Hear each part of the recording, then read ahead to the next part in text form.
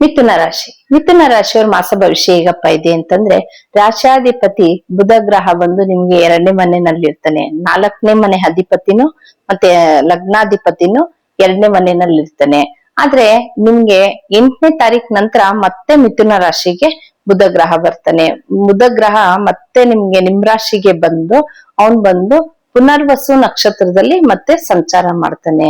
ನಿಮ್ ರಾಶಿಯಾಧಿಪತಿ ನಿಮ್ ರಾಶಿಯಲ್ಲೇ ಇರೋದ್ರಿಂದ ನಿಮ್ಗೆ ಅನುಕೂಲಗಳು ಹೆಚ್ಚಿರುತ್ತೆ. ಆದ್ರೆ ಯಥೇಚ್ಛವಾಗಿ ಹಣಕಾಸೆಲ್ಲ ಬರ್ತಾ ಇರುತ್ತೆ ನಿಮ್ಗೆ. ಆದ್ರೆ 8ನೇ ಮನೆಗ್ ಮತ್ತೆ 8ನೇ ತಾರೀಕ್ ನಂತರ, ಜುಲೈ 8ನೇ ತಾರೀಕ್ ನಂತರ ನಿಮ್ ರಾಶಿಗೆ ಬುಧ ಗ್ರಹ ಬಂದಾಗ ಇನ್ನಷ್ಟು ಶುಭ ಲಾಭವನ್ನ ಕಾಣ್ತೀರ ನೀವು. ರವಿ ಗ್ರಹನು ನಿಮ್ ರಾಶಿಯಲ್ಲೇ ಇರ್ತಾನೆ. ರವಿ ಗ್ರಹ ಬಂದು 17ನೇ ತಾರೀಕ್ ನಂತರ ನಿಮ್ಗೆ 2ನೇ ಮನೆಗ್ ಬರ್ತಾನೆ. ಶುಭ ಗ್ರಹ ಬಂದು ನಿಮ್ಗೆ 2ನೇ ಮನೆಯಲ್ಲಿ ಕುಟುಂಬ ಸ್ಥಾನದಲ್ಲಿ ಗುರು, ಶುಕ್ರ, ಬುಧ 3 ಗ್ರಹಗಳಿರೋದ್ರಿಂದ ಯಥೇಚ್ಛವಾದ ಲಾಭಗಳನ್ನ ನೀವು ನೋಡ್ತಾ ಇರ್ತೀರಾ. 17ನೇ ತಾರೀಕ್ ನಂತರ ರವಿ ಗ್ರಹ 2ನೇ ಮನೆಗ್ ಬರ್ತಾನೆ. 5ನೇ ತಾರೀಕ್ ನಂತರ ಶುಕ್ರ ಗ್ರಹ ಬಂದು 3ನೇ ಮನೆಗೆ ಹೋಗ್ತಾನೆ.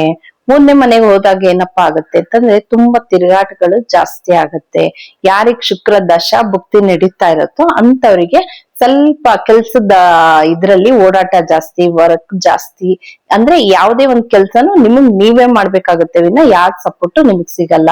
ಆದ್ರೆ 2ನೇ ಮನೆಯಲ್ಲಿ ಗುರುಗ್ರಹ ಶುಭ ಸ್ಥಾನದಲ್ಲಿ ಕೂತಿರೋದ್ರಿಂದ, ನಿಮ್ಗೆ ಉಚ್ಚ ಸ್ಥಾನದಲ್ಲಿ ಇರೋದ್ರಿಂದ ಯಥೇಚ್ಛವಾಗಿ ಯಾವುದೇ ರೀತಿಯ ಹಣದ ಸಮಸ್ಯೆ ಇರೋದಿಲ್ಲ ನಿಮ್ಗೆ. 7ನೇ ಮನೆಯವನು 10ನೇ ಮನೆಯವನು ಅವನೇ ಆಗಿರೋದ್ರಿಂದ ಯಥೇಚ್ಛವಾಗಿ ಹಣ ಬರ್ತಾ ಇರುತ್ತೆ.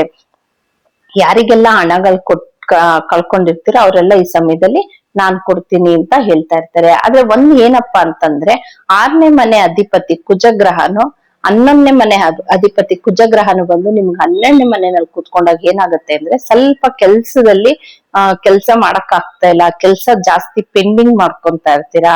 ಇವತ್ ಮಾಡೋ ಕೆಲ್ಸನ ಇನ್ನ 2 ದಿನ ಬಿಟ್ಟು ಮಾಡೋಣ ಅನ್ನೋ ಅಂತ ಮನಸ್ಥಿತಿ ಬರುತ್ತೆ. ಇಲ್ಲ ಕೆಲ್ಸ ಬೇಕೋ ಬೇಡವೋ ಅನ್ನೋ ಗೊಂದಲದಲ್ಲಿ ಇರ್ತೀರಾ ನೀವು. ಆದಷ್ಟು ಅದೇ ಕೆಲ್ಸನ ಕಂಟಿನ್ಯೂ ಮಾಡೋದು ಉತ್ತಮ. ಆದ್ರೆ ಕೆಲ್ಸನ ಮುಂದೂಡ್ಬೇಡಿ, ನಾಳೆ ಮಾಡ್ತೀನಿ ಅಂತಂದ್ರೆ ಅದು ನಿಮ್ಗೆ ತುಂಬಾ ವರ್ಕ್ ಪ್ರೆಷರ್ ಜಾಸ್ತಿ ಆಗೋಗ್ಬಿಡುತ್ತೆ. ಆಮೇಲೆ ನಿಮ್ಗೆ ಹೇಗಪ್ಪ ಅಂತಂದ್ರೆ, 11ನೇ ಮನೆ ಅಧಿಪತಿ 12ನೇ ಮನೆಗೆ ಬಂದಾಗ ಸ್ವಲ್ಪ ನಿದ್ದೆ, ಅಂದ್ರೆ ಯಾರಿಗೆ ಕುಜ ದಶಾ ಭುಕ್ತಿ ನಡೀತಾ ಇರುತ್ತೋ ಅಂತವ್ರಿಗೆ ಸ್ವಲ್ಪ ನಿದ್ದೆ ಬರ್ತಾ ಇರಲ್ಲ. ನಿಮ್ಗೆ ನಿದ್ದೆನಲ್ಲಿ ವ್ಯತ್ಯಾಸ ಆಗುತ್ತೆ. ಕುಜ ದಶಾ ಭುಕ್ತಿ ನಡೀತಾ ಇಲ್ಲ ಅಂದ್ರೆ ತಕ್ಕ ಮಟ್ಟಿಗೆ ಅದ್ರದ್ದೇನು ಅಂತ ಇದಿರಲ್ಲ. ಆದಷ್ಟು ನೀವು ಸ್ವಲ್ಪ ಏನಪ್ಪಾ ಅಂತಂದ್ರೆ ತೊಗರಿ ಬೇಳೆನ ತಿನ್ನೋದನ್ನ ಸ್ವಲ್ಪ ಕಮ್ಮಿ ಮಾಡಿ ನೀವು. ಯಾಕೆಂದ್ರೆ ಆಗಸ್ಟ್ 2ರವರೆಗೂ ಕುಜಗ್ರಹ ಅಲ್ಲೇ ಇರ್ತಾನೆ. 12ನೇ ಮನೆಯಲ್ಲಿ ಇದ್ದಾಗ ಏನಪ್ಪಾ ಆಗುತ್ತೆ ಅಂತಂದ್ರೆ, ಏನಾದ್ರೂ ಒಂದ್ ಸಣ್ಣ ಪುಟ್ಟ ಆರೋಗ್ಯದ ಸಮಸ್ಯೆ ಕೂಡ ಬರೋಂಥದ್ದು ಇರುತ್ತೆ. ಆದಷ್ಟು ನೀವು ತೊಗರಿ ಬೇಳೆನ ತಿನ್ನೋದ್ರ ಬದಲು ದಾನನ ಮಾಡ್ತಾ ಬನ್ನಿ ಮಿಥುನ ರಾಶಿಯವರು. ಎಷ್ಟು ಯಥೇಚ್ಛವಾಗಿ ಸುಬ್ರಹ್ಮಣ್ಯನ ಆರಾಧನೆ ಮಾಡ್ತಾ ಬನ್ನಿ. ಸುಬ್ರಹ್ಮಣ್ಯನ ದೇವಸ್ಥಾನಕ್ಕ ಕುಜಗ್ರಹ ಅಥವಾ ಯಾರಾದ್ರೂ ಅಡಿಗೆ ಮಾಡ್ಕೊಂಡು ಊಟ ಮಾಡ್ತೀನಿ ಅನ್ನೋಂಥವ್ರಿಗೆ ತೊಗರಿ ಬೇಳೆನ ದಾನ ಮಾಡ್ತಾ ಬಂದಷ್ಟು ಈ ಕುಜಗ್ರಹ ಪ್ರಭಾವನ ಕಮ್ಮಿ ಮಾಡ್ಕೊಂತೀರಾ ನೀವು ಮಿಥುನ ರಾಶಿಯವರು.